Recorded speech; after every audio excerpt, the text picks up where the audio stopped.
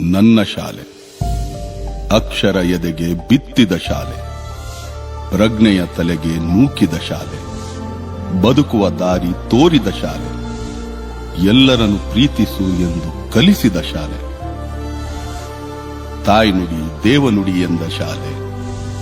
ಈ ತಾಯಿಗೆ, ನನ್ನ ಕನ್ನಡ ತಾಯಿಗೆ ನಾನು ಚಿರಋಣಿ.